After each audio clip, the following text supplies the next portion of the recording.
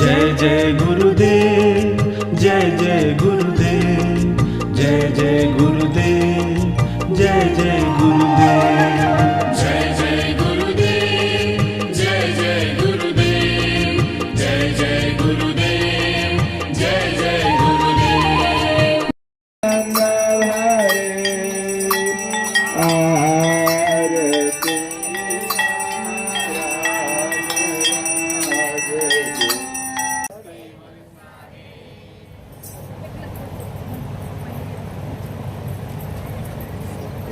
जय कैवलंसो सत कैवल साहेब बधाने सत कैवल साहेब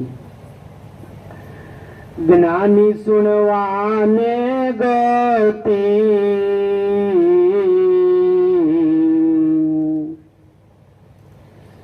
चित धर जो देव आरती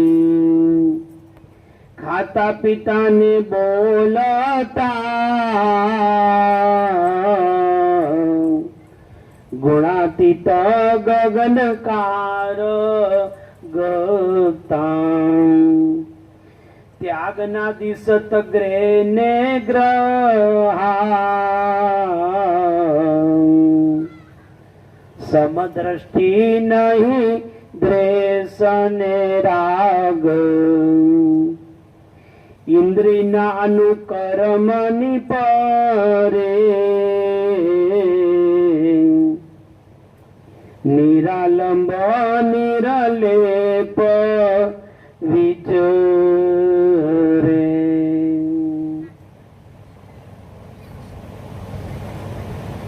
परम आनंद कंद परम दयाळु प्रत्येक जीवना जीवन दाता सकर्ताना नित्य अखंड विनाशी स्वरूपने अनेक न्यायों द्वारा प्रत्यक्षपणेથી प्रतिपादन करावी આપનાર પરમ શ્રેષ્ઠ પરમ વિશેષ અનંત અંશોના તારણહાર દિવ્ય પરમ ગુરુ ભગવાન કરુણા સાગર જ્ઞાન બોધ ઉપદેશ આપતા જિજ્ઞાસુ માનવ પ્રત્યે અવલૌકિકમય દિવ્ય વાણીમાં સ્વરચિત અગાધ બોધ ગ્રંથ વિશે કહે છે। श्री उपस्थित धर्मबिलासी सज्जनों आ अंगनो ए हेडिंग छे ज्ञानी गुरु रैश दशा को अंग श्रीमद भगवान करुणा सागर छेक कैवल धाम माथी धामो ने दीपो ने चेतावता छेक पालकी दीप माथी जम्बू दीप में आव्या। आ जम्बूदी दीप में आवવાનું એક કારણ છે કે અંશ કે જીવાત્મા નિજ જાણ સ્વરૂપ ભૂલી ગયો છે। આ સ્થૂળ દેહની અંદર હું ક્યાં છું, ક્યાંથી આવ્યો અને અંત સમય ક્યાં મારો મુકામ છે। आए सो जाएंगे राजा रंग बगीर एक सिंहासन चढ़ी चले के बांध जात जंजीर। जे जाण लईने घाट में ये आव्या ये जाण आपणे भूली गया छी। आवन की जिनु गम नहीं जावन जेवी द्वार अब मम पेक दई मम तीनु कहत संसार। जे जाण लई अने आपणे विश्वમાં અહીં એ આવ્યા મૃત્યુ લોકમાં આ ઘાટની અંદર આપણો મુકામ થયો। કોઈ 60 વર્ષ જીવે, કોઈ 50 વર્ષ જીવે, કોઈ 80 વર્ષ જીવે, પણ આ ઘાટની એ અંદર ચૈતન્યનો મુકામ ક્યાં છે એ ઘાટ સાથે આખી જિંદગી રહેવા છતાં આ વસ્તુને આપણે ઓળખી શકતા નથી। જેમ ઘર બનાવીએ તેમ ઘરના 3 પ્રકાર છે। એક ઈટુ સિમેન્ટ માટીથી બનાવેલું ઘર, એક ઘરની અંદર આ ઘાટ નો મુકામ છે, તેને પણ ઘર કહેવામાં આવે છે। બીજું ઘર આ પિંડરૂપ ઘર છે, આની અંદર ચૈતન્યનો મુકામ છે. અંશ કો, જીવ કો, આત્મા કો, એ આ ઘાટ રૂપ ઘરની એ અંદર રહે છે, પણ એ ક્યાં છે આપણને ખ્યાલ નથી. અને ત્રીજું જે ઘર છે એ અંશ જ્યારે આ ઘાટ છોડીને નિજ ધામમાં જાય એને છેલ્લું ઘર કહેવામાં આવે છે.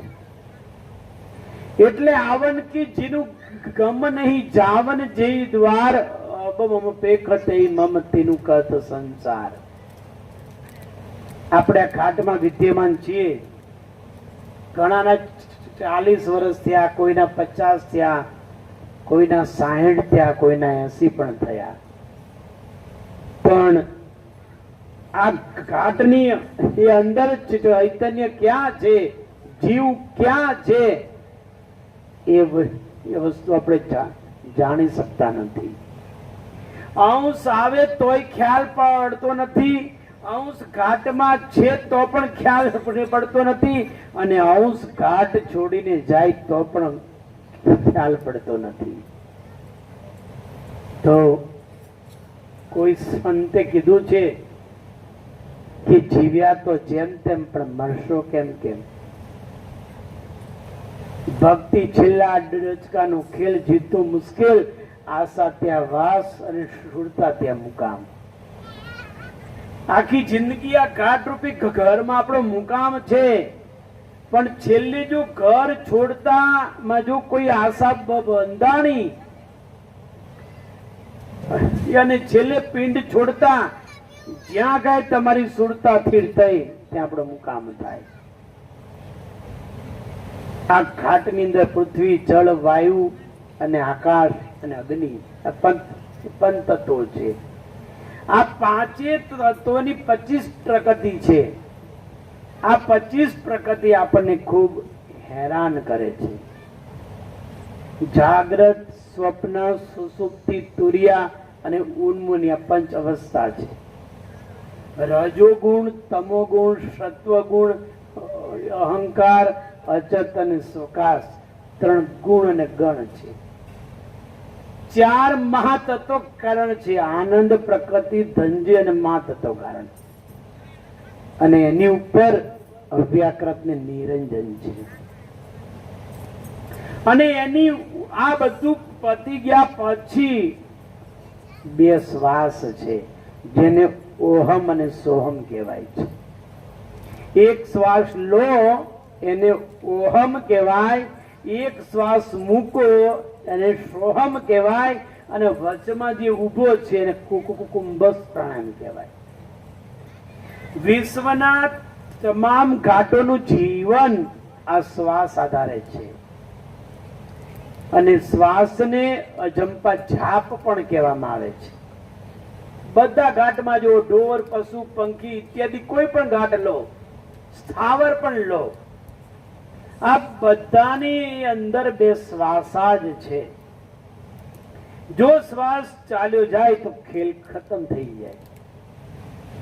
એટલે આ ઘાટ રૂપી જે ઘર છે ભાઈ, આ ઘરમાં આપણો મુકામ ક્યાં છે? વિશ્વની અંદર ઘાટ આપણને મફત આપ્યો છે. એક ખાસ ધ્યાન રાખો, માનવ ઘાટ સારા સુકૃતના પ્રતાપે આપણને પ્રાપ્ત થાય છે. 84 લાખ પ્રકારના ઘાટ ફરતા ફરતા ફરતા આપણને માનવ ઘાટ પ્રાપ્ત થાય છે. એક ખાણમાં 21 લાખ અવતાર થાય. 21 ચોકુ 84. આ 84 નો આંટો ફરતા પડતા વિશ્વ નિયંતા આપણને માનવ ઘાટ આપે છે. પણ માનવ ઘાટ 2 ક્રિયા પ્રમાણે પ્રાપ્ત થાય છે. એક સારા કર્મ પ્રતાપે અને ક્રમ પ્રમાણે. 84 લાખ પ્રકારનો આંટો પૂર્ણ થાય ત્યારે આપણને માલિક માનવ ઘાટ આપે છે. એક ક્રમ પ્રમાણે કહેવાય.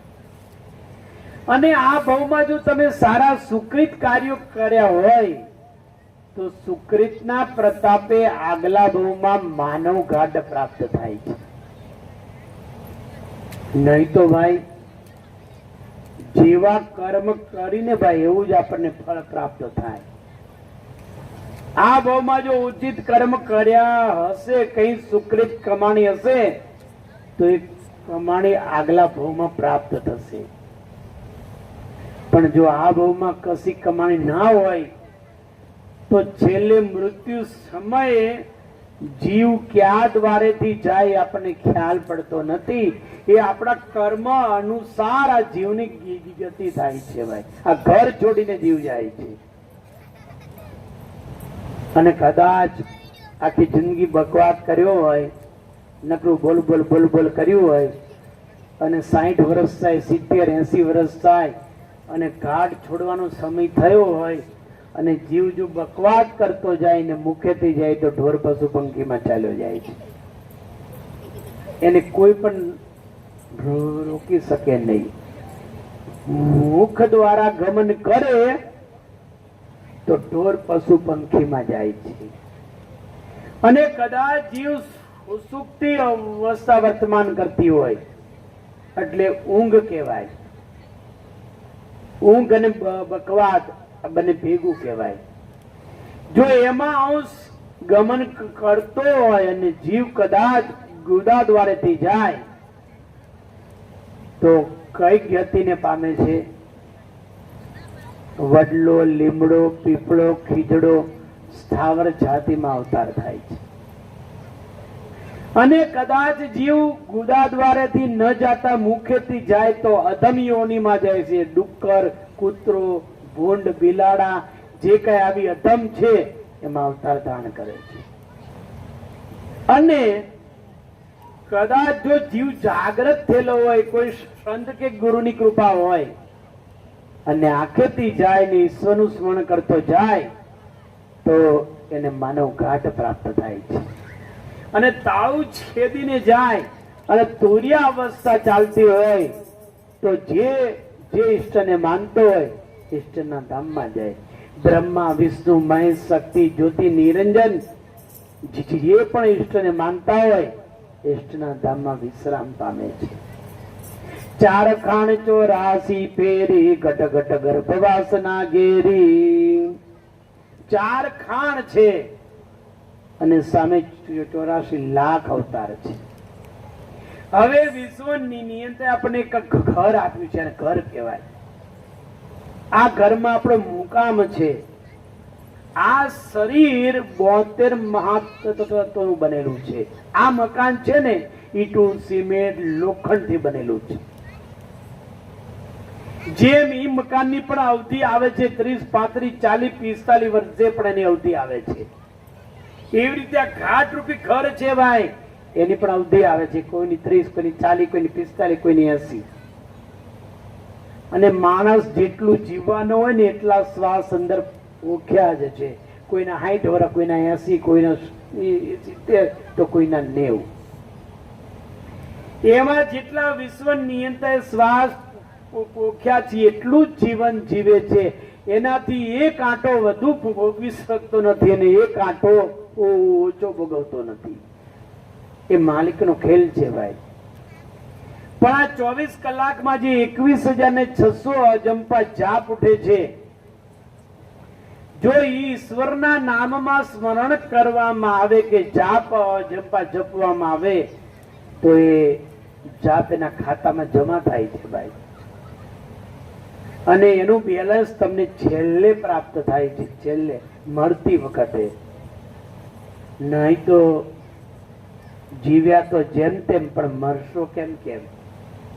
આપે કદાચ આપણે જિંદગી આખી સમય પસાર કરી દીધો પણ છેલ્લે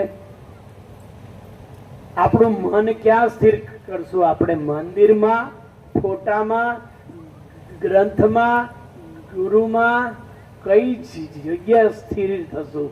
આશા ત્યાં વાસ ને સુરતા ત્યાં મુકામ, એને ઘર કહેવાય છે.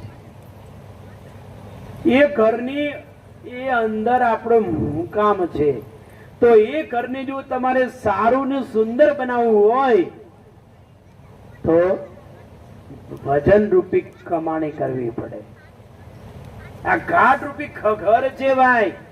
એને જો તો અમારે સુશોભિત રાખવું હોય કે કંઈક અંદરથી જાણવું હોય તો એમાં ભજન રૂપી કમાણી કરવી પડે.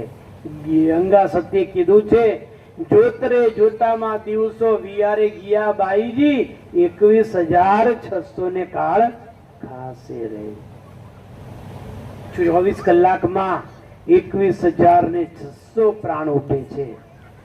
એનો સૂક્ષ્મ અજંપો 1,29,600 ઉઠે. બધાના ઘાટમાં જો ઢોર, પશુ, પંખી, માનવ, કોઈ પણ ઘાટ જો, પણ બધાના ઘાટમાં શ્વાસ ચાલતો હોય છે. જ્યાં સુધી શ્વાસ ચાલે ત્યાં સુધી જ ઘાટની કિંમત છે ભાઈ. શ્વાસ પૂરો થયો એટલે આને જલ્દી શમશાન ભેગો કરો. કોઈ માણસ એને કલાક પણ રાખવા એ ખુશી નથી. તો અહીં આપણે વિચાર કરવાનો કે ઘાટમાં શું એવી વસ્તુ આવી એટલે બધા હર્ષ પામ્યા, અને શું એવી વસ્તુ ચાલી ગઈ એટલે બધા ઉદાસ પામ્યા. આની ઘાટ રૂપી ઘરમાં શું વસ્તુ માલિકે મૂકી છે? 21,600 પ્રાણ તો ભાઈ છે જ, પણ એ પ્રાણની અંદર એક ચૈતન્ય આત્મા છે. જીવ કહો છો, આ જીવનું પ્રતિબિંબ એટલે જીવ ઝળકી રહ્યો છે, અને આ જીવને કારણે આ ઘાટ ચલાયમાન છે. પણ આપણે આ ઘાટને જાણી શકતા નથી. આની સાથે આપણે 30 વર્ષ, 40 વર્ષ, 50 વર્ષ, 60 વર્ષ વિતાવી છીએ. આ ઘાટ રૂપી કાયા કહેવાય, એટલે સ્ત્રી કહેવાય, અને અંશ છે ને કે રાજા કહેવાય, એટલે પતિ કહેવાય. પણ છતાં ઘાટ રૂપી કાયાને આપણે ઓળખી શકતા નથી. આ ઘાટમાં શું છે વસ્તુ? આપણને ઘડીક ગુસ્સો આવે, ઘડીક આનંદ આવે, ઘડીક ભાવ આવે, ઘડીક કંટાળો આવે, ઘડીક બેચેની આવે. તો એવું ઘાટમાં શું વસ્તુ માલિકે મૂકી છે? અથવા ક્રિયા બદલાય છે. એ બધી કરામત માલિકે શ્વાસમાં મૂકી છે, જેને 21,600 પ્રાણ કહેવાય છે. જેની કર્મકાંડની ક્રિયા કોની નાશ પામે? જે પોતાના પ્રાણને સંપૂર્ણ જાણે ને તેને. આ પ્રાણ સાથે બ્રહ્માંડના પ્રાણનું એકીકરણ કરવામાં આવે તો વિશ્વની તમામ વસ્તુએ અંશ જોઈ શકે છે. પણ જો કોઈ એવા સામ્રાજ્ય ગુરુ મળે અને એની કૃપા થાય અને જો કળ બતાવે તો આ વસ્તુ પ્રાપ્ત થાય. કહેમ કુવેર કલ દેત હે જીવ પરમ પદ પાય.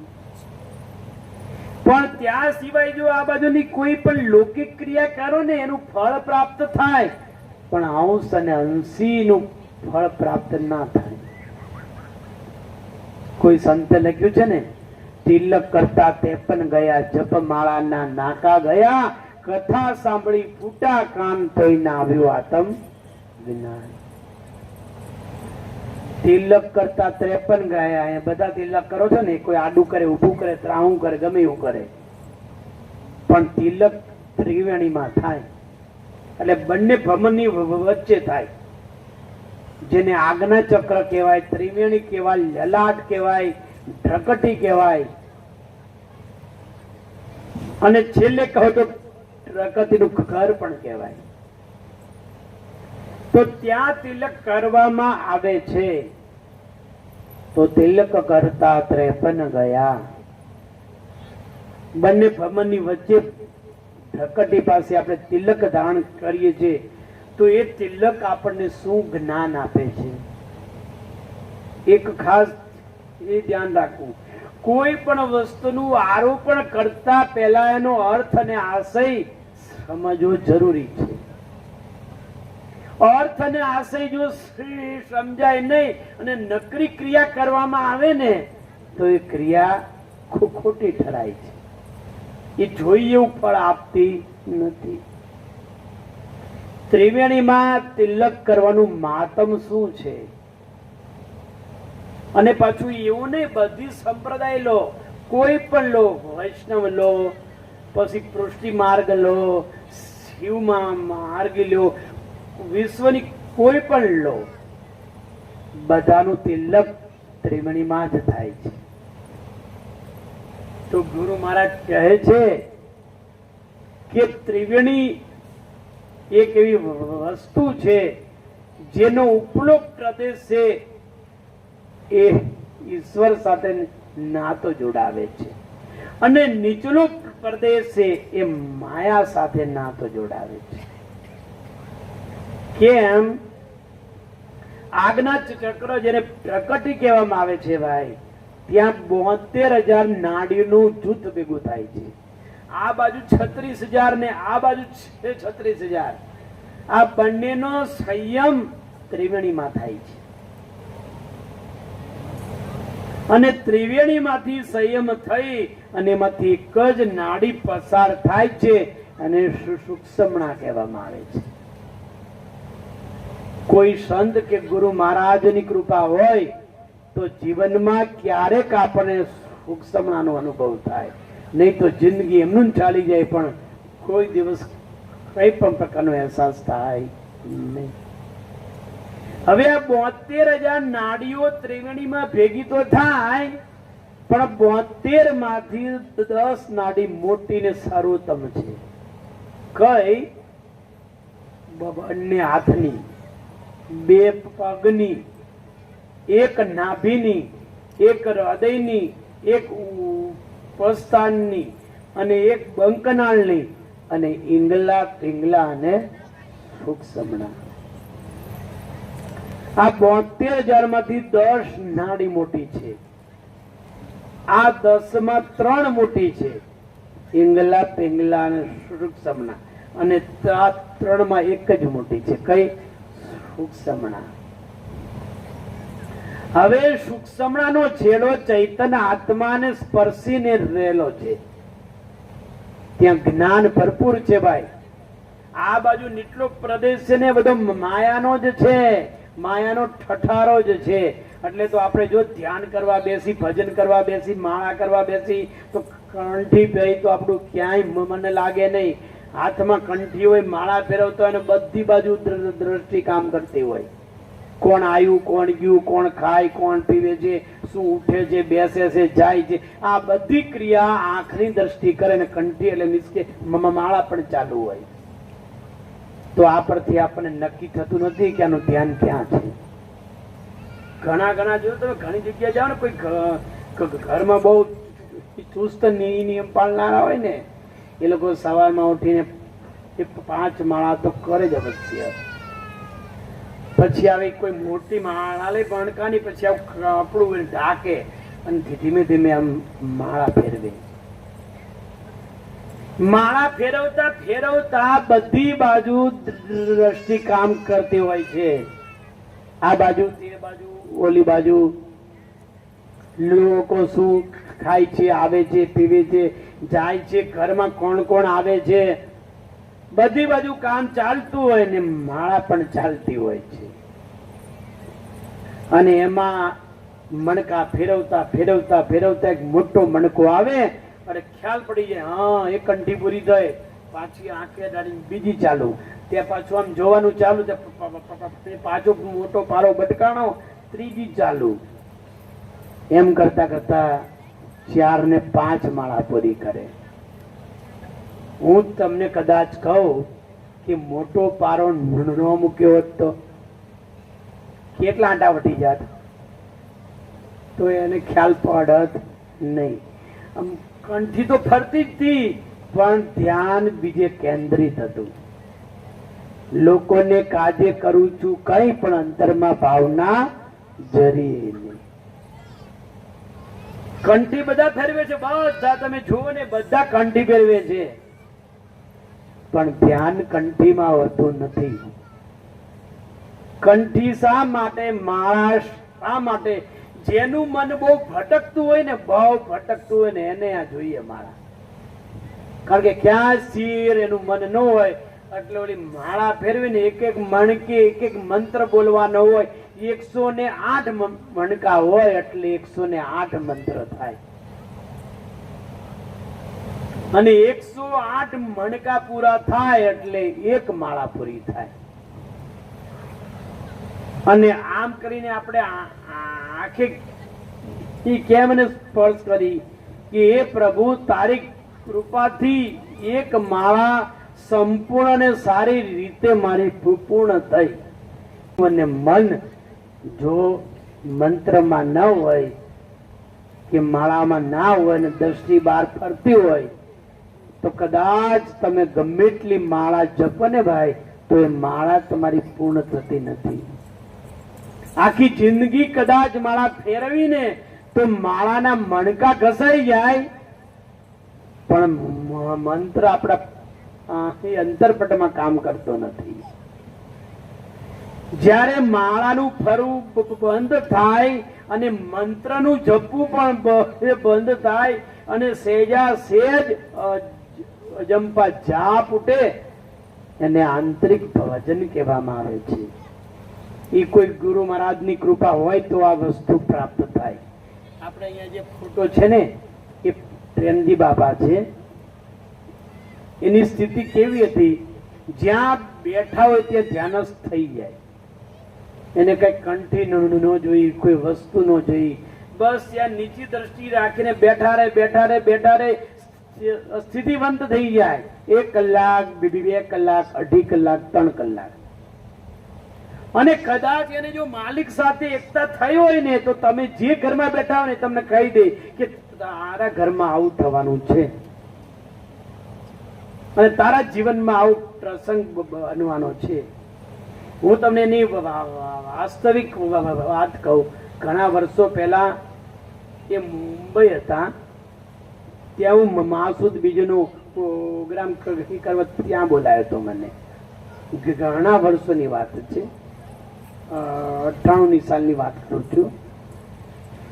ત્યાં માસૂદ બીજુનો પ્રસંગ પૂરો થયો અને અમે બધા સાંજે બેઠા હતા. પછી બધા ગ્રંથ વાંચી પૂજા પાઠ કરીને બધા ચાલ્યા ગયા અને હું ને દાદા બે બેઠા હતા. તે લગભગ રાતના 11 સુમાર થઈ ગયો, 11-12. અને એ તો બાજુમાં તકીઓ નાખીને બેઠા હતા, હું નીચે સૂતો હતો. પછી મને પાણીની તરસ લાગી એટલે મેં પાણી પીધું અને હું જોયું તો દાદા બેઠા હતા. એટલે મેં એને પૂછ્યું એમ હજી તમે બેઠા છો? એને એક સુંદર જવાબ આપ્યો કે એક વિઘન ચાલ્યું આવતું હતું પણ જાગ્રત હોવાને કારણે ચાલ્યું ગયું. હું કઈ સમજ્યો નહીં. મેં કીધું આ દાદા અડધી રાત્રે હું આવું બોલે છે? પછી હું સુઈ ગયો. મેં કીધું કરશો વાંધો નહીં, ભલે જે કીધું તે. સવારમાં ઉઠ્યો, આરતી કરી, પૂજા પાઠ કર્યા પછી પાછા બેઠા હતા ને ત્યારે મને પૂછ્યું કે કાલે રાતે સૂતા હતા ત્યારે તમે આવું બોલ્યા, શું ઉદ્દેશીને બોલ્યા? કે મારી દ્રષ્ટિમાં એવું દેખાણું હતું એટલે મેં તને ઉચ્ચાર કર્યો હતો. તું હજી અહીંયા 1-2 દિવસ રોકા એટલે તને નક્કી થઈ જશે. અને ખરેખર હું અહીંયા મારે 1-2 દિવસ રોકવાનું થયું અને એક જ બંને દિવસમાં વિઘન મોટું આવ્યું. એક છોકરો ઉપલા મારાથી નીચે પડી ગયો. સીડી પડતા પડતા માથું વાગી ગયું ખૂબ, પણ એની કૃપા હતી એટલે થોડોક બચી ગયો. ત્યારે દાદા કીધું આ વિઘ્ન આવવાનું હતું, વિઘ્ન આવી રીતે ટળી ગયું. કહેવાની મતલબ કે એવી સ્થિતિમાં ક્યારેક બેસતા હતા, એ સ્થિતિમાં પોતાના પ્રાણમાં કે પોતાના અનુભવમાં આ વસ્તુને દેખાતી હતી. એ બધું પ્રાણમાં દેખાય ભાઈ, એ બધું અનુભવમાં દેખાય છે. જે મહાપુરુષો થઈ ગયા બધા, ગંગા સતી, પાનબાઈ, લાખો લયન, રૂપાદે, માલદે, જેસલ તોરર, જસમા ઓડણા, જે નરસિંહ મહેતા છો, શેર સગાડતા છો, કબીર છો, જુઓ મીરાબાઈ જુઓ, આ બધા જે મહાપુરુષો થઈ ગયા ને ભાઈ, બધા આંતરિક અનુભવ વાળા હતા. જીવનમાં કષ્ટ આવે, વિઘ્ન આવે તો એની દ્રષ્ટિમાં અને એના અનુભવમાં આવી જતું. ભક્તિ કરવી એટલે લોકોને દેખાડવા જેવી ચીજ નથી, ટીલા ટપકા કરવા જેવી નથી, કંઠી બાંધીને લોકોને એમ ન કહેવાય કે અમે ભાઈ ઉગરા છીએ. પણ ભક્તિ એટલા માટે કરવાની કે આ ઘાટની અંદર કઈ વસ્તુરૂપ મુદ્દો છે એ મુદ્દાને તમે જાણો. અલખ ખોજો ઘટમાઈઓ સંતો, અલખ ખોજો ઘટમાઈ, તાતે જન્મ મરણ ભય નાયો સંતો, અલખ ખોજો ઘટમાઈ. એટલે વસ્તુરૂપ મુદ્દો આપણા ઘટમાં છે, પણ આપણને ખ્યાલ છે, આપણે તો બસ આ ઘાટ જ દેખાય છે. આ ઘાટ રૂપી ચામડું અને વિશ્વની અંદર એનું પ્લાસ્ટર માર્યું છે ને એટલે આપણને બહુ બહુ સારું લાગે છે. પણ જો પ્લાસ્ટર ઉખેડી નાખે તો કોઈ જોવે સામે? જોવે જ નહીં. પણ વિશ્વની અંદર ખેલ છે એનો, ઉપરની જે ચામડી મઢી છે ને એટલે લોકોને બહુ ઘાટ સારો લાગે છે. પણ અંદર વિખીને જુઓ તો મળમૂત્ર થી ભરેલો કોતળો છે, બીજું કશું જ નથી અંદર. હાડકા, કિડની, ફેફસા, વાલ આ બધું જો તો અંદર લોહીથી ભરેલું છે, માંસ છે, અસ્થિ છે, મેદ છે, ત્વચા છે, અને આ બધાની વચ્ચે શ્વાસ છે. શરીરના 7 ચક્રોમાં શ્વાસ રમણ કરે છે અને શ્વાસની અંદર ચૈતન્ય આત્મા રહેલો છે. તો આત્માને જાણે ને એ જ માણસ ભવસાગર પાર ઉતરે. એટલે કે તિલક કરતા 53 ગયા. આપણે બધા તિલક કરી છે, પણ આ ત્રિવેણી કહેવાય છે. ઈંગલા, પિંગલા અને સુષુમ્ના 3 નાડીઓનો સંગમ ત્યાં થાય છે. ત્યાંથી જે નાડી ચાલુ થાય ને ભાઈ, એને સુષુમ્ના કહેવાય છે. જેમાં કોઈ પણ માયાના વિકાર આવતા નથી. એક પણ વિકાર ત્યાં સ્થિર થતો નથી, અને કોઈ દિવસ ત્યાં ખોટા વિચાર આવે જ નહીં. અને ભાઈ એને જ ભજન કહેવાય. હા, તમે ભજનમાં બેઠા હોય ને નકરા વિચાર આવે તો શું કામનું? ઘણાને તો ધ્યાનમાં બેઠા હોય, કંઠી હાલતી હોય ને પછી વિચારે હોય કે ઓલાએ મને આમ કીધું, જ્યાં સુધી એને નહીં કહું ત્યાં સુધી હું શાંતિથી બેસીશ નહીં. ધ્યાનમાં બેસી, કંઠી પહેરાઈ છે, નામ જપી છે અને અંતરપટ આવા વિચાર કરે છે. અમને પણ આવે એવું નહીં. અમે પણ ધ્યાનમાં બેઠા હોય, ક્યારેક કંઠી લીધી હોય કે માળા હોય તો ફેરવતા હોય, ના ના તેમનું ધ્યાન હોય, પણ એને પણ એવા વિચાર આવે કે આલે અહીંયા જવું છે, પંદાડા ઓલા પણ કથા કરવી છે, ઓલા પણ કથા કરવી છે. તમે જે સ્થિતિમાં બેઠા છો, તમે જે ક્રિયા કરવા માટે બેઠા છો, એ ક્રિયા સંપૂર્ણપણે થઈ શકતી નથી. આ વિઘ્ન કહેવાય. અને બંને વસ્તુ ભેગી થાય ત્યાં ધ્યાન ચોક્કસપણે થાય નહીં.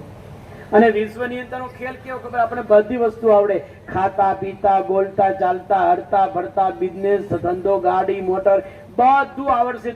દુનિયામાં કોઈને એવું નહીં કે કઈ વસ્તુ નહીં આવડે. એક જ વસ્તુ આવડશે નહીં. શું ખબર? ઈશ્વરનું ભજન. આફત થાય છે ને, income tax, cell tax, wealth tax, GST કઈ લાગે નહીં, પણ થાતું નથી પાકું. ઉપર પંખો પડતો હોય, એસી હોય, ગાડલા તકિયા હોય, ટેકા હોય પાછળ, પણ તમે ધ્યાનમાં બેસો ને એટલે 5 મિનિટમાં ઊંઘ આવી જાય.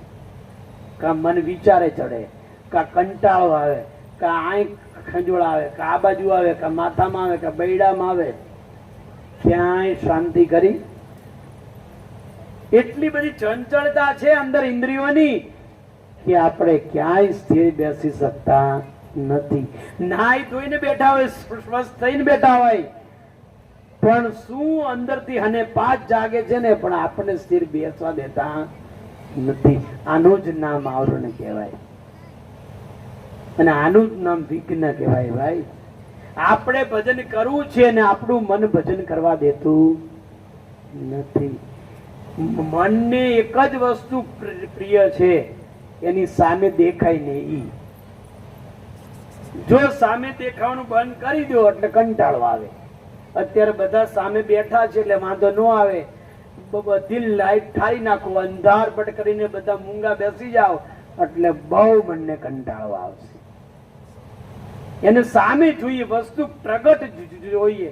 એમ તમે ધ્યાનસ્થ અવસ્થામાં આપણે બેસી મંત્ર જાપ કરવા બેસી, આંખ્યું વીચી દઈ પણ કઈ દેખાય નહીં, અંધાર પણ દેખાય એટલે મનને કંટાળા આવે. પછી કંટાળ્યું કે ભાઈ આ આપણું કામ નહીં, સંસારીનું, હાલો મૂકીને સુઈ જાય, કાલે પાછું બીજે દી બીજે કાલે, એમ કરતા દિવસ, માસ, વર્ષો, જિંદગી, ખેલ પૂરું.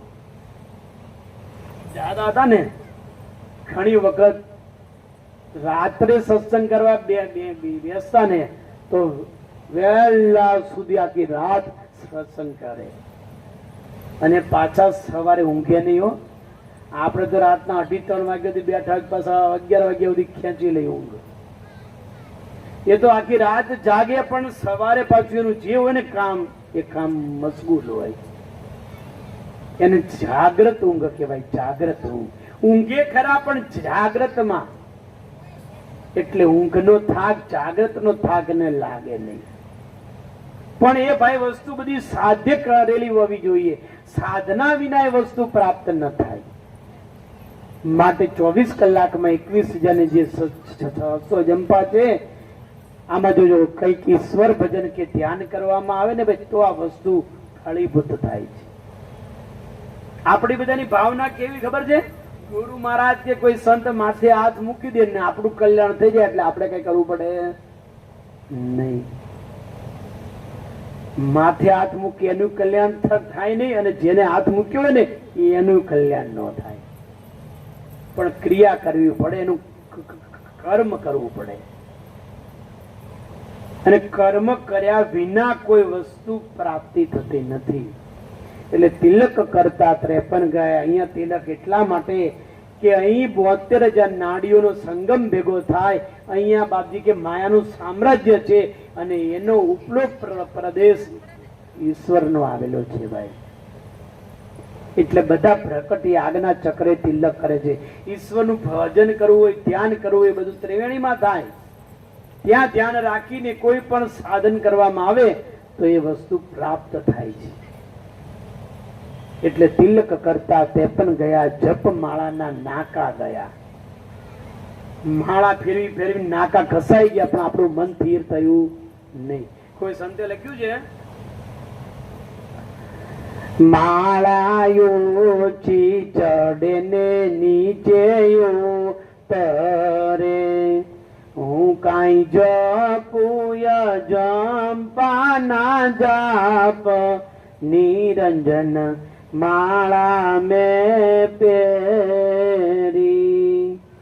મારા ગુરુજી હે મહામંત્ર આપીયો, મેં કાંઈ મેલ્યો મારા રુદિયાની માય, નિરંજન માળા મેં પેરી. ઓહમ સોહમ ના મણિ કાપરો વિયા, ઓમ કારના પરોવ્યા છે મેર, નિરંજન માળા મેં પેરી. મારા ગુરુજીએ મહામંત્ર આપ્યો, મારા ગુરુજીએ મહામંત્ર આપ્યો, મેં કાંઈ મેલ્યો મારા રુદિયાની માય, નિરંજન માળા મેં પહેરી. અને માળા કહેવાય. એક શ્વાસ જાય અને આવે એની સાથે જો તમારું મન અને સુરતા જોડાઈ જાય ત્યારે તમારી એક કંઠી પૂરી થાય. નાભીમાંથી શ્વાસ ઉભો થાય, આજ્ઞા ચક્રમાં સમાઈ જાય અને ત્યાંથી પાછો બ્રહ્મરંધમાં ઉભો થઈ અને એ શ્વાસ પાછો આજ્ઞા ચક્રમાં આવે અને એ શ્વાસ પ્રકટી આવે એટલે તમારી એને નાભી આવે એટલે એક કંઠી, એક માળા પૂર્ણ થાય. નાભીએથી જે શ્વાસ ઓમકારથી ઉભો થઈ અને બ્રહ્માંડમાં જઈને પાછો આવે એટલે એક શ્વાસ પૂર્ણ થાય. એને કંઠી કહેવાય. એની સાથે તમારે સુરતા ને મન અને પ્રાણનું એકીકરણ કરવામાં આવે ને તો જ માળા પરમ ગુરુને અંગીકૃત થાય. એ સિવાય માળા માલિકને અંગીકૃત થાય નહીં. કોઈ પણ લોકો કોઈ પણ સંપ્રદાયમાં કદાચ માળા ફેરવે તો એનું મન સુરતા ને પ્રાણ એક ઘરમાં આવે ને તો જ માળા ઈશ્વરને સમર્પિત થાય. અને એ માળા કરવાથી તમને અંતરમાં આનંદ આવે છે. કેમ? કારણ કે મંત્ર જાપ વધે છે. મંત્ર જાપ મમ દઢ વિશ્વાસા પંચમ ભજન સો વેદ પ્રકાશા.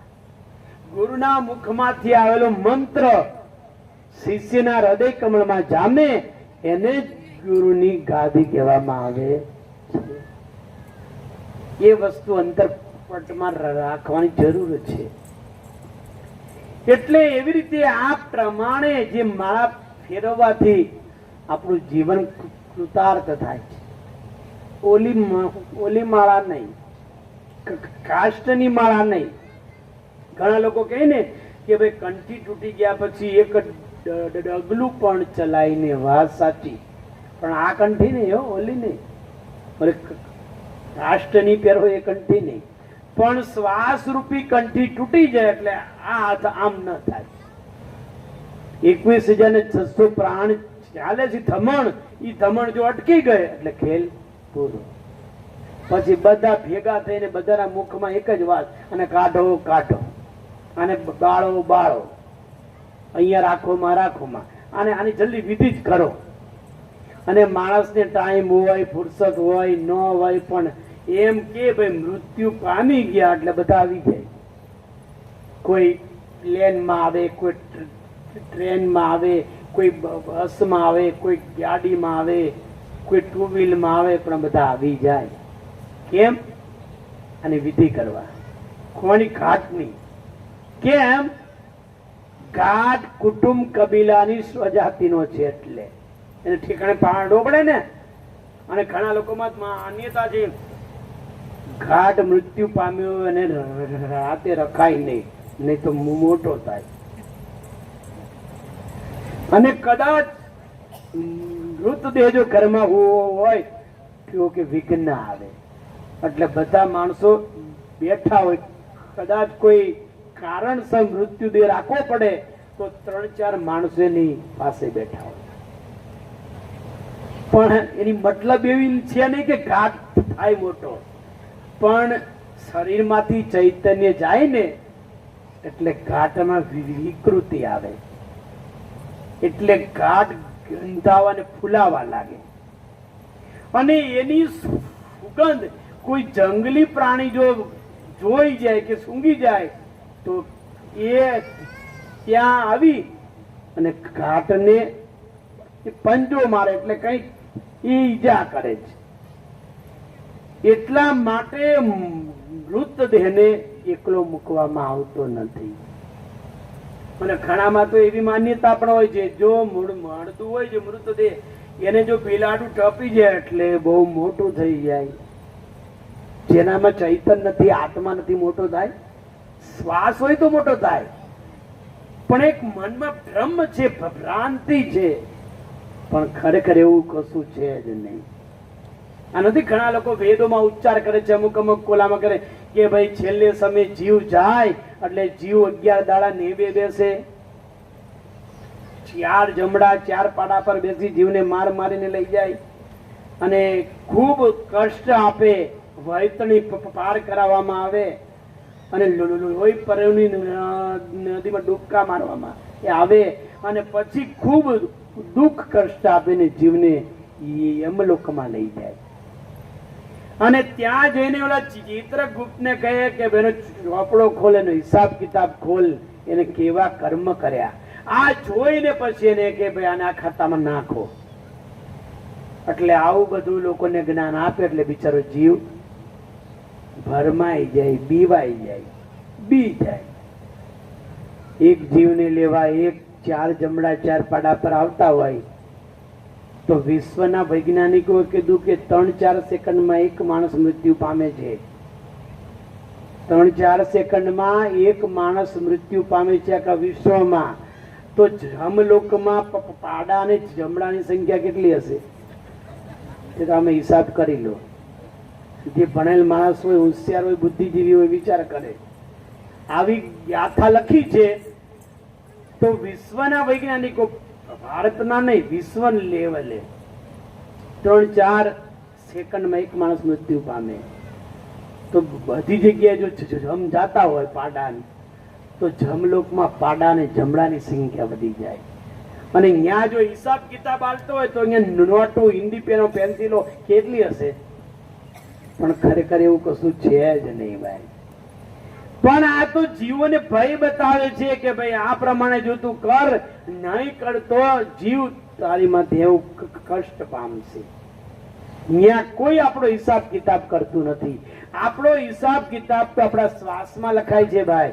જે કર્મ કરો ને તમે, સારા ખરાબ, મનથી, વાણીથી, કાયાથી કે ઇન્દ્રિયોથી, એ બધા કર્મ તમારા શ્વાસમાં ટેપિંગ થાય, એટલે પ્રાણમાં. અને પ્રાણ એક કોરી કેસેટ છે આ શ્વાસ. જ્યાં જન્મ થાય ત્યાં પેલો શ્વાસ આવે અને પછી જીવ આવે. એટલે આગલા ભાવના જે કર્મ કર્યા હોય ને એ પાછા આ ભાવમાં ચાલુ થઈ જાય. પણ ત્યાં કોઈ હિસાબ કિતાબ રાખતો નથી. પ્રાણ એક અવલૌકિક દૂરબીન છે ભાઈ, દૂરનું નજીક પાસે છે. પણ આ પ્રાણને જો કોઈ સ્થિર કરે તો આ વસ્તુ પ્રાપ્ત થાય છે. માટે જ્ઞાન દ્રષ્ટિ તમે વિચારો તો ખરેખર આ બધી વસ્તુમાં કોઈ ક્રિયા બનતી નથી. આ એક અપવાદ જ છે. પણ છતાં જીવ આમાં ગરકાવ બની જાય છે. કોઈએ જીવને જોયો ખરો નહીં. કોઈનો જીવ, આપણે બધા કહે ને ભાઈ, આપણા કોઈ માતાજી હોય કે પિતાજી હોય, કાકા હોય કે જે કઈ રિશ્તેદાર જાય એટલે કે વૈકુંઠ પામ્યા, ઘણા કે શિવલોક પામ્યા, ઘણા કે જમલોક પામ્યા, ઘણા કે કૈવલધામ પામ્યા. પણ સાચું કહો, અહીં શરીર છોડીને જેટલા લોકો આકાશમાં કે જ્યાં ગયા, કોઈ દિવસની ટપાલ આવી કે ભાઈ અહીંયા ખૂબ શાંતિ છે, અહીંયા અમને ખાવા મળે છે, કાંઈ અમને અહીંયા કોઈ પ્રકારનું કષ્ટ નથી, કોઈની ટપાલ આવી નહીં.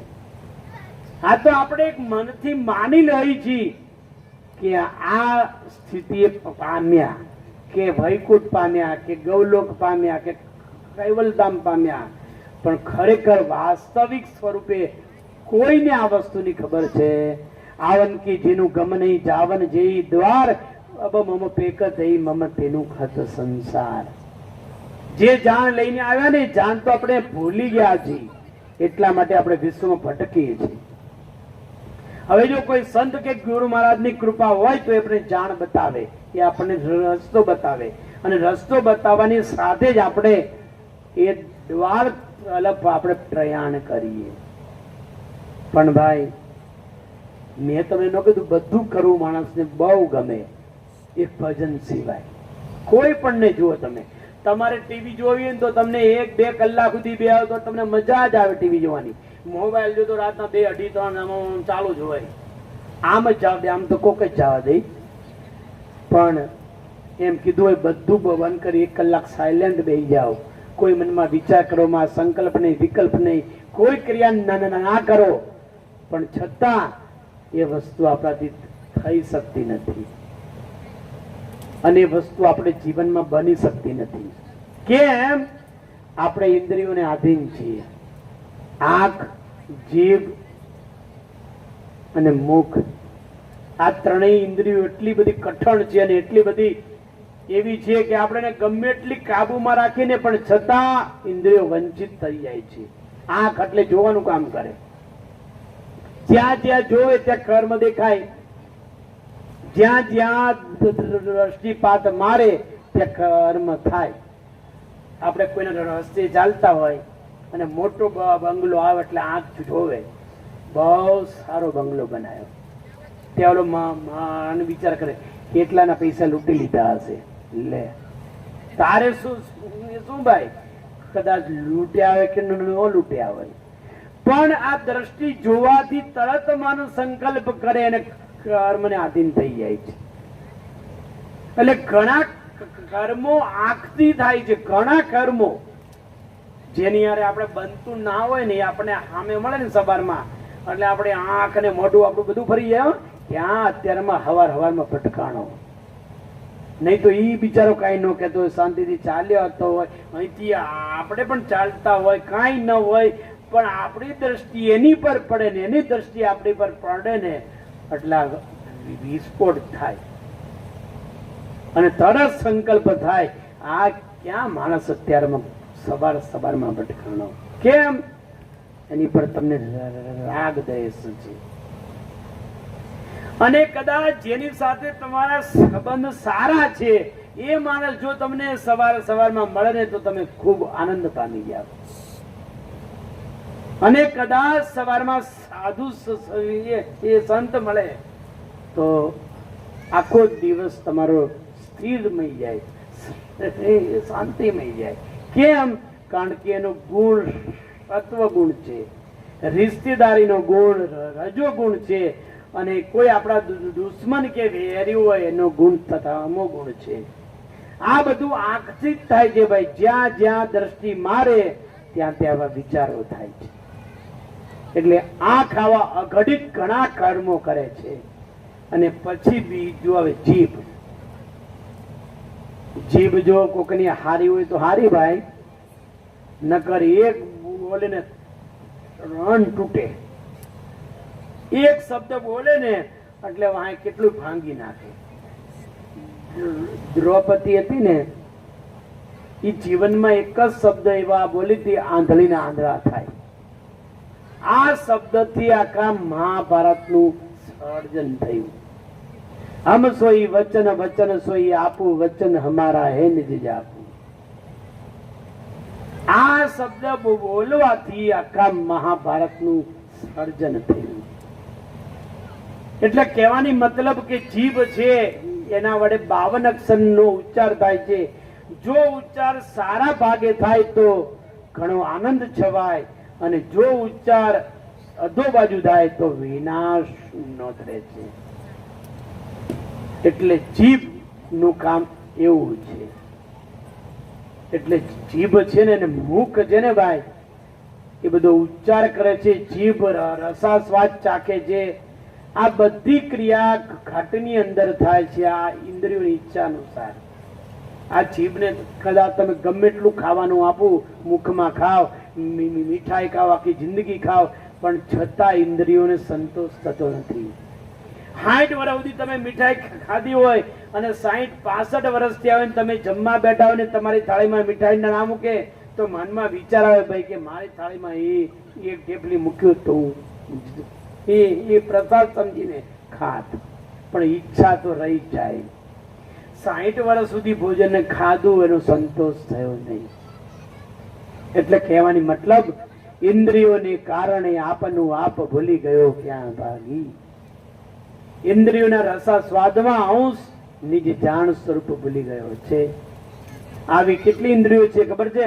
શ્રવણ, સુગંધ, નિરીક્ષણ, સુધા, પીપાસા, ગમન, ગ્રહણ, વિષય અને માળ વિસર્જન. આવી ઘાટમાં 10 ઇન્દ્રિયો છે. જો એક ઇન્દ્રિય આપણી કાબુમાં ના રહેતી હોય તો 10 ઇન્દ્રિયને આપણે કેવી રીતે કાબુમાં રાખશું? અને એની ઉપર મન છે, મનની ઉપર 3 ગુણ છે, ગુણની ઉપર ગણ છે, ગણની ઉપર પ્રકૃતિ છે, અને એની ઉપર નિરંજન છે.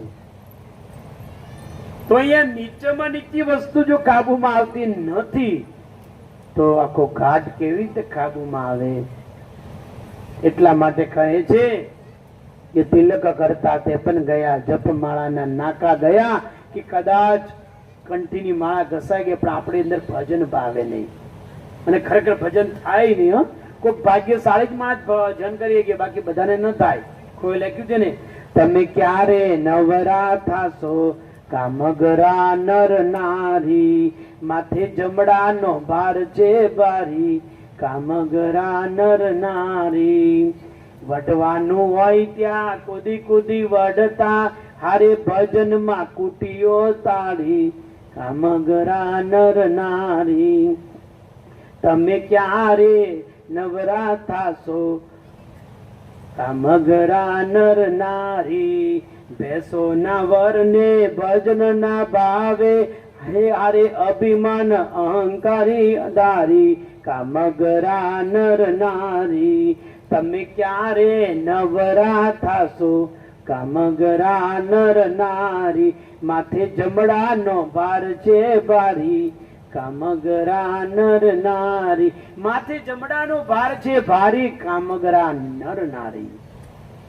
આપણી માથે જમનો ભાર છે જ ભાઈઓ. આપણે માનું નહીં કે આપણે સ્વતંત્ર છીએ. ક્યારે જમ ઝપાટા કરી જાય આપણને ક્યાંય ખ્યાલ પડતો નથી. પણ જો એમાં 24 કલાકમાં જો 1 કલાક મંત્ર જાપ કોઈએ કર્યો હશે તો એ માણસ છેલ્લી બબાજી જીતી જશે. લાવનાજી લાવનાજી લાવના વે ગુરુ ચરણ કમલ ચિત લાવના રે. જે કઈ આપણું મન બુદ્ધિ અહંકાર ને ચિત્ત એક ગુરુના ચરણ કમળ સાથે જોડવાથી આ જીવને ખૂબ શાંતિ થાય છે. અને એને ચરણ કમળમાં જે મંત્ર જાપ જો અર્પણ કરવામાં આવે તો આ વસ્તુનો આપણે છેલ્લે ફાયદો પ્રાપ્ત થાય છે. અને ભાઈ કોઈ દિવસ ભજન કર્યા વિના ભીડ ભાંગે નહીં. જો કોઈ માનવ ઘાટનું કલ્યાણ કરવું હોય કે માનવ ઘાટને સફળ કરવું હોય તો એના માટે એક જ ઉપાય, એક જ પહેલો ને છેલ્લો, और भजन से काज सरत नहीं, निज पते विना कबे, सदा अखंड विना कौन करे काज, जेहि मरी गए सबे ही. और भजन से काज सरत नहीं, निज पते विना कबे, કે ભજન સ્મરણ કર્યા વિના કોઈ દિવસ કોઈનું કાર્ય સિદ્ધ થતું નથી. આ ગંગાસતી જુઓ, કાનબાઈ જુઓ, લાખા લોયણ જુઓ, મીરાબાઈ જુઓ, એને કેટલું ધ્યાન કર્યું, કેટલું સ્મરણ કર્યું. ગુરુ મહારાજે મંત્ર આપ્યો, મંત્ર લઈ અને આસન મારીને બેસી ગયા. એને નક્કી કર્યું કે જ્યાં સુધી આની અંદર કઈક વસ્તુ પ્રાપ્ત ન થાય ત્યાં સુધી આપણે ઉભું જ થવું નથી. અને છેલ્લે ને વસ્તુતા મુદ્દો પ્રાપ્ત થઈ ગયો અને જીવનમાં સ્થિર થઈને બેસી ગયા.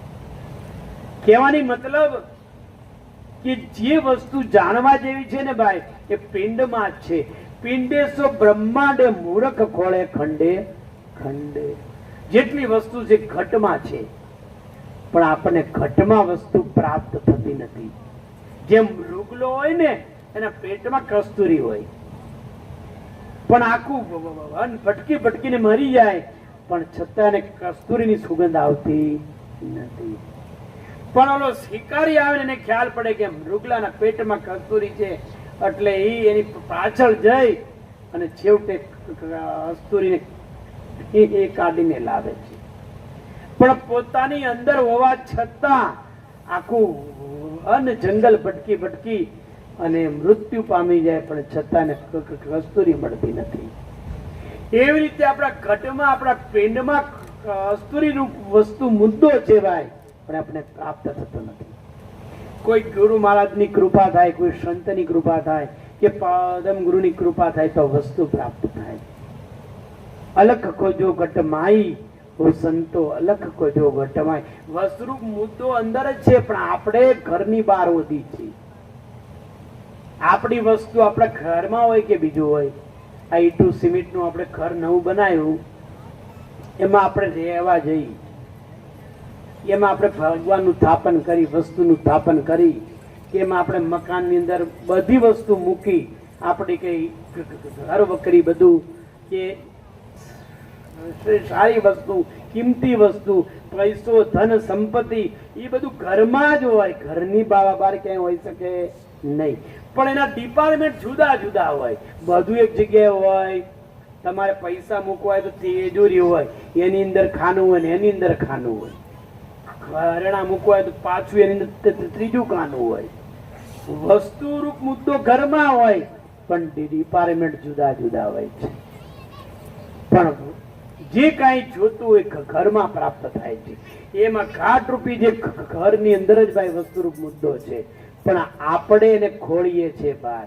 કોઈ સંતે લખ્યું છે ને કે મારો હીરો ખોવાણો કચરામાં, કોઈ ગોતે ગોકુળમાં ને કોઈ ગોતે મથુરામાં, મારો હીરો ખોવાણો કચરામાં, કોઈ ગોતે ગોકુળમાં ને કોઈ ગોતે મથુરામાં.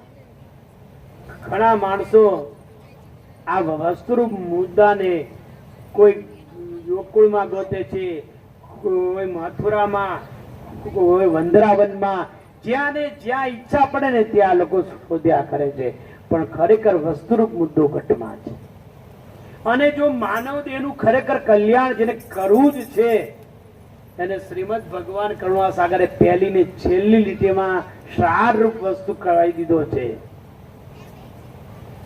કહેમ કુએ નિજ લક્ષ્ય ભજન વિના કોઈ નર જગ તમે હોય ના સુખી. જો તમારે માના દ્વારે આવવું હોય તોય ભલે, અને હમલોકમાં પ્રયાણ કરવું હોય તોય ભલે, તમારી ઈચ્છા.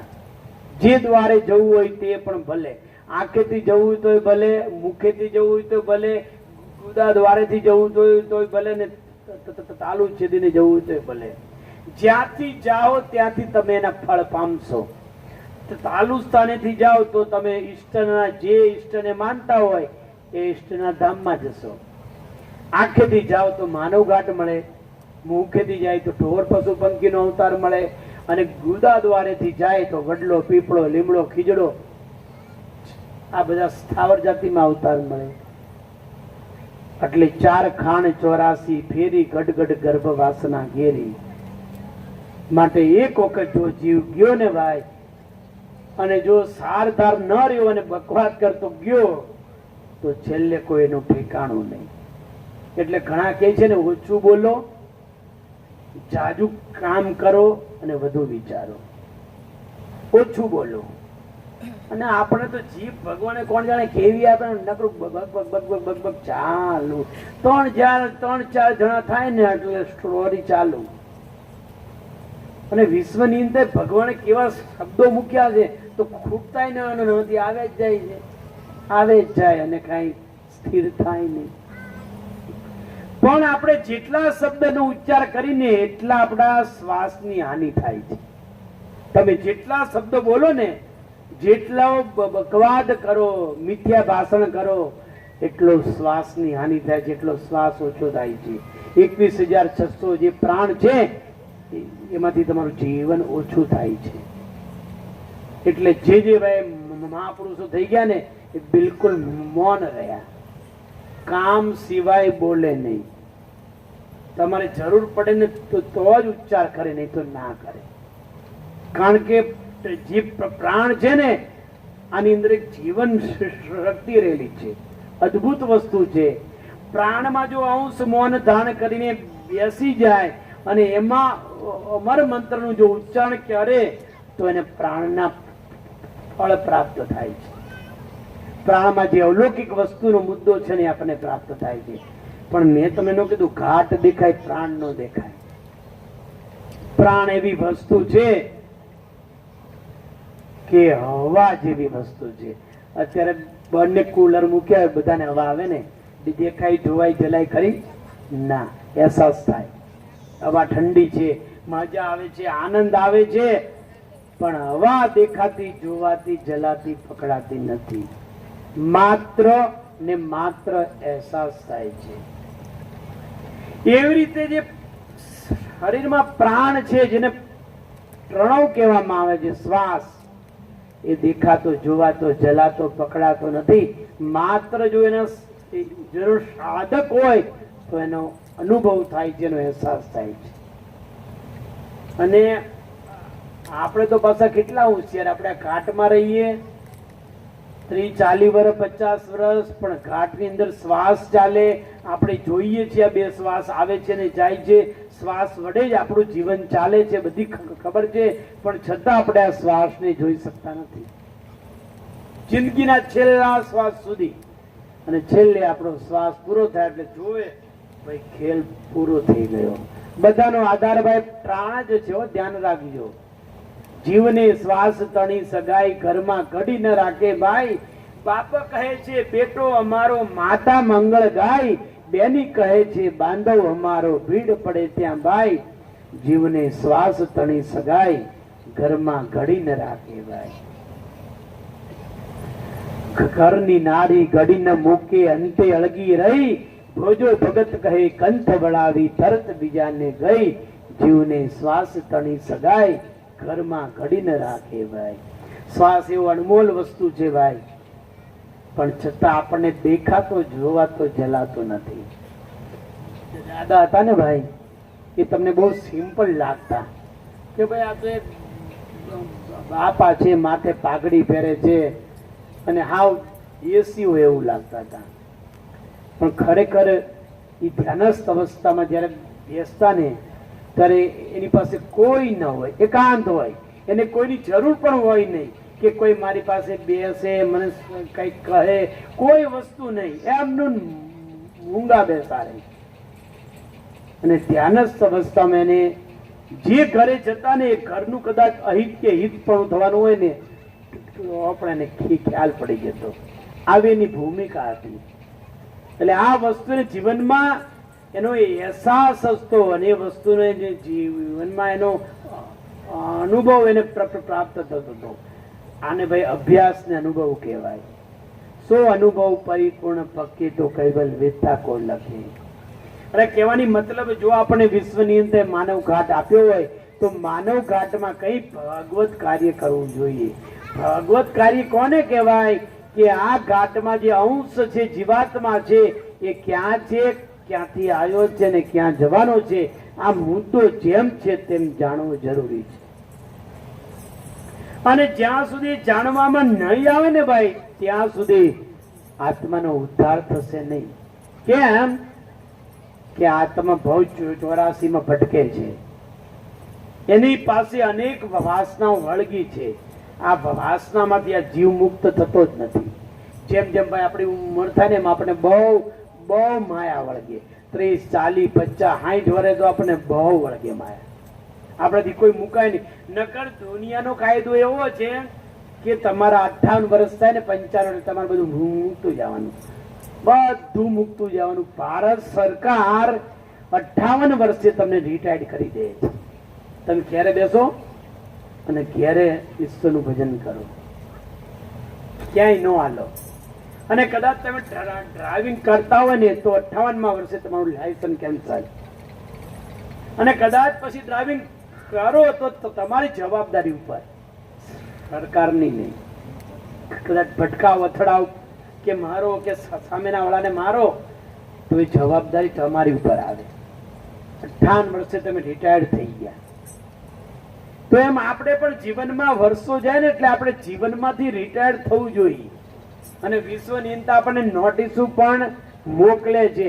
આપણી ઉંમર 45 વર્ષ થાય એટલે પહેલા આંખે બેતાલા આવે, દેખાય ને ખબર, આમ દૂર જોવું પડે, આંખ ઝીણી કરવી પડે, મોટી કરવી પડે, ત્રાહી કરવી પડે, એને બેતાલા કહેવાય. બધું ડબલ દેખાય.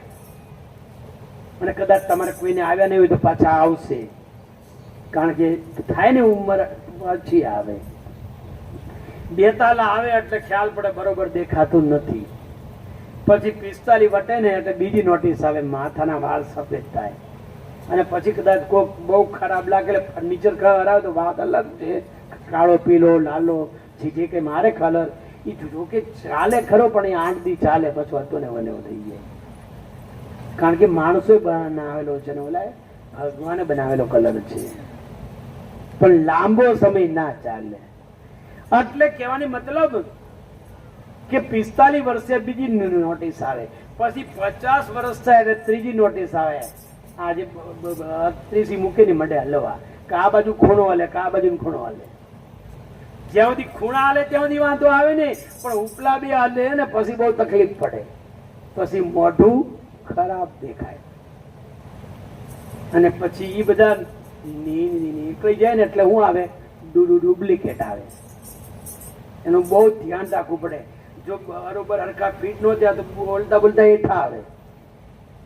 એટલે એ બધું માનવથી બનાવેલું છે કરત. એ વિશ્વની ત્રીજી નોટિસ આવે. અને છેલ્લી નોટિસ થી આવે તમારા 60 વટો ને એટલે ઘાટમાં વિસ્ફોટ આવે. શું વિસ્ફોટ આવે ખબર? કા ઢીચણ દુખે, કા બૈડા દુખે, કા બૈડો દુખે, કા પેટમાં દુખે, આ દુખે, બધા શરીરમાં જેટલા વાંધા હોય ને એટલા વાંધા ચાલુ થવા મળે. પછી કાંઈ દુખે, નાય દુખે, નાય દુખે. પછી કોઈનો ઈલાજ જ નહીં, કોઈ બીજો કોઈ ઈલાજ નહીં. કારણ કે બધું ફેરફાર ઘસાઈ ગયા, ઓઇલિંગ પૂરું થઈ ગયું અંદર, કારણ કે વૃદ્ધાવસ્થા આવી. એટલે કહેવાની મતલબ તમારા 60 વર્ષ થયા એટલે આ બધી નોટિસ. જો નોટિસો આવે ને માણસ હોશિયાર હોય અને ચેતી જાય ને, જો પાછો વળી દે, આ બાજુનું બધું મંડાળ મૂકી દે ને તો છેલ્લે બાજુ જીતી જાય. પણ આ તો 80 વર્ષ થાય તોય ચાવી તો આય જ અટકાતી હોય, મુકાય નહીં. અમારા સાધુ ને એવું નથી, એ અટકાઈને ફરતા હોય, પણ છે તો બંને માયા જ ને. એટલે છોડવી પડે. આપણા ઘરમાં છોકરાની હુઓ આવે અને વ્યવસ્થિત બધું હોય એટલે બધી વસ્તુ એને આપી દેવાય, બધી વસ્તુ મૂકી દેવાય. તમે મૂકી દો ને એટલે જેટલું મૂકી દો ને એટલી વસ્તુ તમારી સામે આવે. આગે સો આગે, આગે સો ભાગે. જેટલી વસ્તુનો ત્યાગ કરો ને એ વસ્તુ તમારી સામે આવે, અને જેટલી વસ્તુનો સંગ્રહ કરો ને એ આપણાથી આગળ ભાગે. એટલે ગુરુ મહારાજ કે તમે જોડતા શીખો. દાદાભાઈ કશું નહોતું વિચારતું કે રૂપિયો નહીં, જમીન નહીં, મિલકત નહીં, મકાન નહીં, કાંઈ નહીં, ખીચામાં કાંઈ ન હોય, પણ કશું ન હોવા છતાં પોતાના જીવનમાં બંને જગ્યા બનાવી, એક મુંબઈ અને કરજણસુ. આપણે તો 18 વીઘા જમીન કોઈ હોય, કોઈને 20 હોય, કોઈને 25 હોય, કોઈ આપણા ઠેકાણા જ ન હોય, કોઈ આપણે કોઈ માનતું ન હોય, કોઈ આચવતું નહીં, કાંઈ એનો વિસ્ફોટ જ હોય. એની પાસે કશું નહોતું, પણ એક જ હતું. હું તો એની પાસે ભગવાન હતા, ગુરુ મહારાજ હતા, એના આધારે જીવતા હતા. આપણી પાસે બધું છે ને કશું નથી. જેમ નરસિંહ મહેતા પાસે કશું હતું ને બધું હતું. નરસિંહ મહેતા પાસે પણ એવું હતું, મકાન નહોતું, જમવા માટે અન્ન નહોતું, પહેરવા માટે એવા વસ્ત્ર નહોતા, કશું હતું જ નહીં. પણ શ્રી કૃષ્ણને ચિઠ્ઠી લખી એટલે શ્રી કૃષ્ણ વૈકુંઠથી આવતા. નરસિંહ મહેતાનું કામ કરીને પાછા વૈકુંઠ ચાલ્યા જતા. આપણે 1000 ચિઠ્ઠી લખીને કોઈ દિવસ આવે નહીં. રોજ એક એક ચીટિંગ કરતા આખો ડબ્બો ભરાય ને તોય આવે નહીં. બધું છે ને આપણી પાસે, છતાં આવે નહીં. એની પાસે નતું અને છતાં આવતા. પણ એનું ભાઈ એક કારણ છે, શું ખબર? એક શ્વાસ કૃષ્ણના સ્મરણ વિના ખાલી જાતો નહીં, અને આપણો એક શ્વાસ ઈશ્વરના સ્મરણમાં જોડાતો નથી. ને આપણે તો કોણ જાણે, હું છે 3 જણા ભેગા થાય ને એટલે એક આમથી વાત આવે, એક આમથી આવે, એક અહીંથી આવે, 3 વાતો ભેગી થાય અને કોઈ ખૂટે જ નહીં. કોઈ દિવસ એ વાત ખૂટે જ નહીં. ધીમે ધીમે ધીમે ધીમે ધીમે આપણે માં ઊંડા ઉતરી જાવ. એવું માણસો નહીં કે આપણે 3-4 કે થોડાક માણસ બેઠા હોય છે એકદમ શાંત બેઠા. એ એક જ એવો આશ્રમ છે, અમે ત્રંબક જાઓ ને, ત્રંબક નાસિકની બાજુમાં ત્રંબક છે, તો એક અમર સ્વામીનો આશ્રમ છે તે ટેકરી ઉપર. ત્યાં તમે જાઓ ને, ગમે એટલા માણસો જાઓ, તે એક મોટી જગ્યા છે, 1000 માણસ બેસે એટલી મોટા પહાડ ઉપર આશ્રમ છે. બહુ સરસ જગ્યા છે, એકદમ નેચરલ છે. ત્યાં જાઓ એટલે એક મોટો હોલ છે, ત્યાં બધાના આસન આપ્યા, બધાને પોતાનું આસન પાથરીને બેસી જાવ. કોઈને પણ બોલવું નહીં. જ્યાં સુધી બેસે ત્યાં સુધી આવી રીતે સિદ્ધાસન કે પદ્માસનમાં બેસી અને હાથ ઉપર હાથ મૂકી અને ધ્યાન મુદ્રામાં બેસી જવાનું. જેટલી ઘડી બેસાય એટલી ઘડી, અડધો કલાક, 20 મિનિટ, 25 મિનિટ, જેટલું અમારા ઘાટને માફક આવે એટલું. પણ પૂછવાનું નહીં, જેટલું ધ્યાન કરવું એટલું કરી અને પછી હાલતા થઈ જવાનું. તું ક્યાંથી આવ્યો, તું કોણ છું, હું ધંધો કરે છે, કેમ આવ્યો, એ કોઈ પ્રકારની પંચાયત વાત જ નહીં. એ સમર સ્વામીનો આશ્રમ એટલો બધો બહુ સરસ છે કે ત્યાં ધ્યાન સિવાય બીજી કોઈ વસ્તુ થતી જ નથી. એટલે કહેવાની મતલબ, જો તમારો પ્રાણ શાંત થાય, એમાં વિચારો ઓછા થાય, તો જ ઈશ્વર તરફનું ધ્યાન લાગે છે. એ સિવાય ધ્યાન ના લાગે. અને ધ્યાન વિના ભાઈ આ ઘાટની મુક્તિ છે જ નહીં. બાકી તો નકરા આવરણ રૂપથી આ ઘાટ ભરેલો છે. એટલે આપણા 60 વર્ષ થાય ને એટલે ભાઈ આપણે પૂર્ણ વૃદ્ધાવસ્થા થાય, અને છેલ્લે બહુ વૃદ્ધાવસ્થા થાય ને શરીરમાં પીડા થાય તો શું કરીએ? છેલ્લે આપણે કહેશું કોને? કદાચ દીકરાની બહુ સારી હોય ને સેવા કરે, પણ કદાચ નિષ્ઠુરતા વાળા હોય તો કોણ સેવા કરે? કોઈને કહેવાય નહીં, સેવાય નહીં અને મૂંગે મોઢે રહેવું અને મનમાં ઉલટાના એવા વિચાર આવે, આખી જિંદગી ગધા વેતરા કર્યા, મકાન બનાયા, આ કરાયા, હવે કોઈ મને તો બોલાવતું જ નથી. આ ચિંતા લે ઘટમાળમાં. આ તો બધું ભજન તો એકો જ રહ્યું. ઈ પરિસ્થિતિ આવતા પહેલા આપણે ચેતી જ જવાય, બધું મૂકી જ દેવાય. તમારી 45 વર્ષ કે આપણે ડાયાબિટીસ આવે ને તમે જાઓ અને 200 ની પાર જાય ને કે ભાઈ તમારે આર્થિક પણ બંધ, પણ પેલા બંધ કરી દો તો કહેવાનું રહે નહીં. અત્યારે તો શું કરે ખબર છે, ડાયાબિટીસ હોય ને એ પેલા ગોળી ખાય, એક બે ઢેફલા ખાય, પછી પાછી ખાય ગોળી, એટલે ઓલો ઘટે નહીં ને ઓલો કંટ્રોલ મારે. પણ ઢેફલા જોઈ એટલે આ જીભ પરનો કાબુ નથી. અને ખરેખર જેટલો તમારો સ્વાદ, જેટલો આહાર તમારો નિર્મળ ને એટલી કાટની ક્રિયા નિર્મળ. જેટલો આહાર તમારો ચટાકેદાર ને એટલું કાટ અસ્થિર છે. તેલ, મરચું અને ખટાશ કે મીઠું એ અધિક વધુ ખાવાથી શરીરમાં તામસ વૃત્તિ જાગે છે. બહુ ગળ્યા પદાર્થ ખાવાથી ઘટમાં રજોગુણની વૃદ્ધિ થાય છે, પણ બિલકુલ મોળું ખાવાથી ઘટમાં સત્વગુણની વૃદ્ધિ થાય છે. અને બહુ ખટાશ ખાવાથી અહંકાર ગણની જાગૃતિ થાય છે. એટલે જેટલો આહાર તમે સૂક્ષ્મ રાખો, સીમિત રાખો, એટલો કાટમાં પ્રભાવ વધુ પડે. અને જેટલો આહાર ચટાકેદાર હોય ને ભાઈ, તેથી કાંઈ ન થાય. તમે જોતો ત્યારે લોકો તેલ એટલું ખાય, મરચું એટલું ખાય, તીખા, બધી વસ્તુ બધું ચટાકેદાર જ હોવું જોઈએ, નહીં તો જીભને ભાવે જ નહીં. અને ખરેખર સ્વાદ જીભમાં જ, પેટમાં નથી. જીભના ટેરવેથી કોઈ પણ આહાર નીચે ગયો એટલે સ્વાદ ના આવે.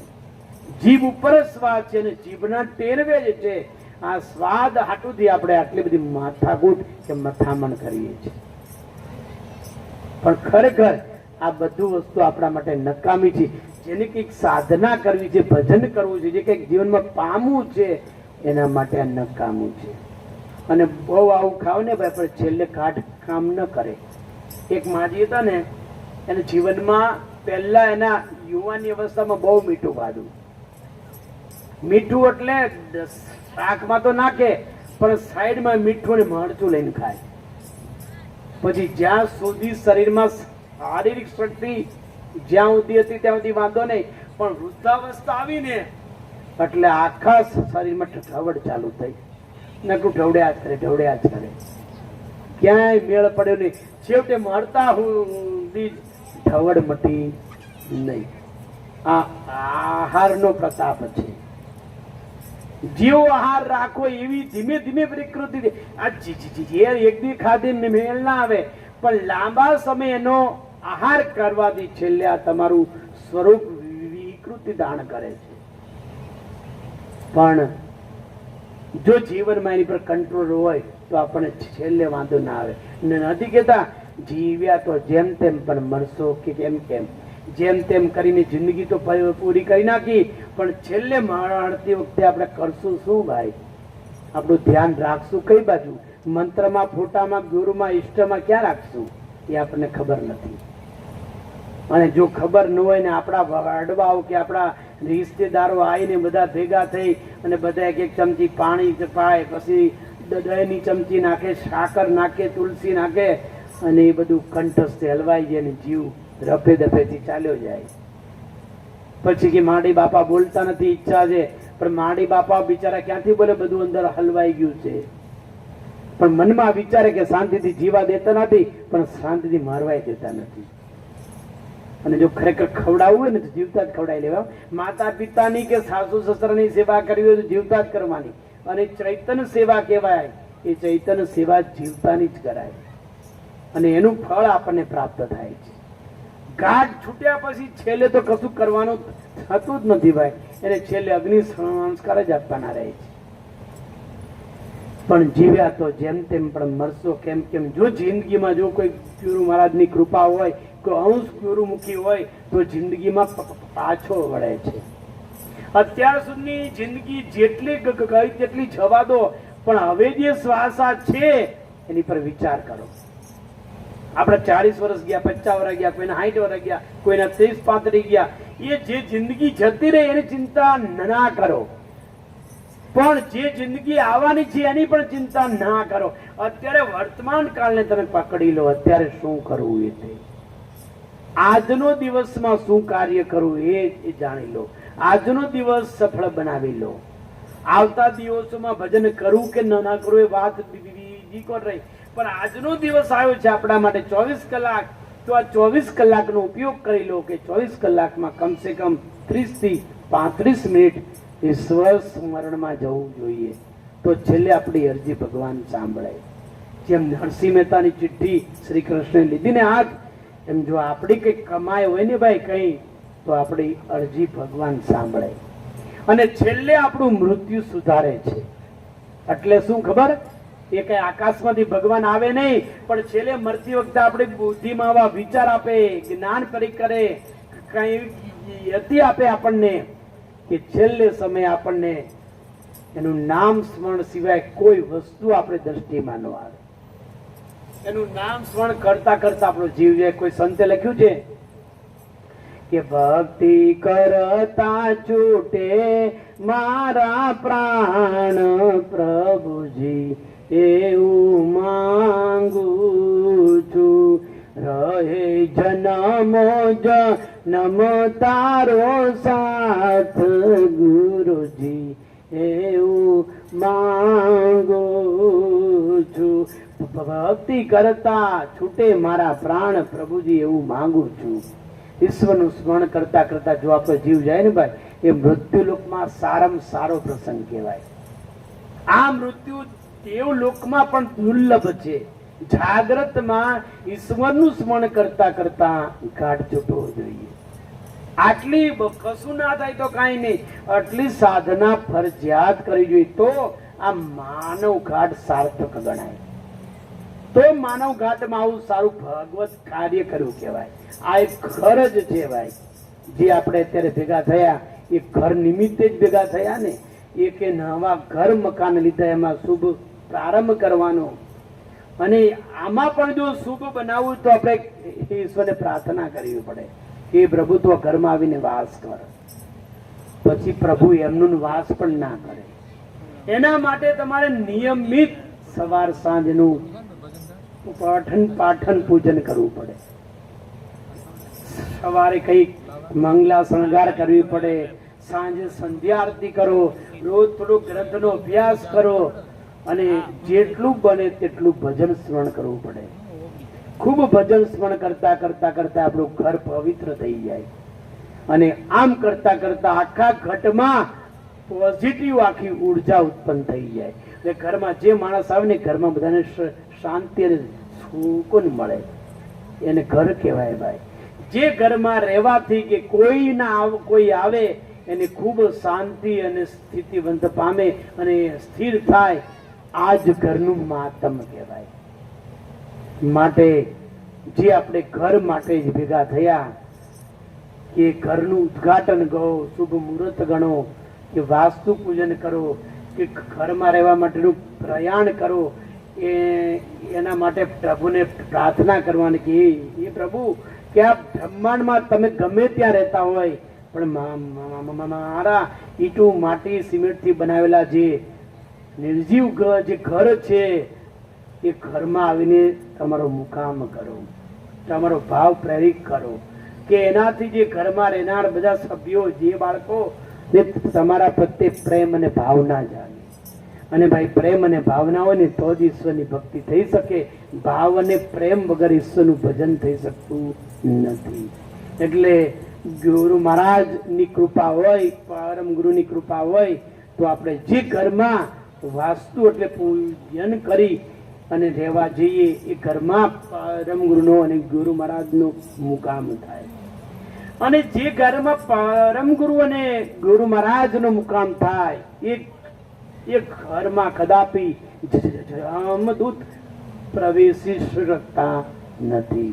એટલી એની કૃપા હોય, એટલે એના વાઇબ્રેશન હોય, એટલે એની ઉર્જા હોય, જો આ ઉર્જા આપણા ઘરમાં આવે અને એની પર જો આપણે ભજન કરવામાં આવે તો ભજનના સાર્થક બળે આપણું ઘર પવિત્ર થાય છે. આ એક નાસવંત આ બાજુનું ઘર છે, એ ઘરની એક ક્રિયા છે. ને બીજું આ ઘાટ રૂપી ઘરની મેં વાત કરી કે આ ઘરમાં જો ભજન કરવામાં આવે અને જો સાર્થક પ્રમાણે જીવન જીવવામાં આવે તો ઘાટ રૂપી ઘર પાવન થાય અને એમાં રહેલો ચૈતન્ય આત્મા જ્યાંથી આવ્યો ત્યાંનો મુકામ થાય. અને જ્યારે ચૈતન્ય અંશ એ નિજ ઘરમાં જાય ત્યારે જન્મ મરણના ભયથી મુક્ત પામી અને અંશ અખંડ કૈવલ પદની અંશને પ્રાપ્તિ થાય. જે શ્રીમદ કરુણા સાગર ભગવાન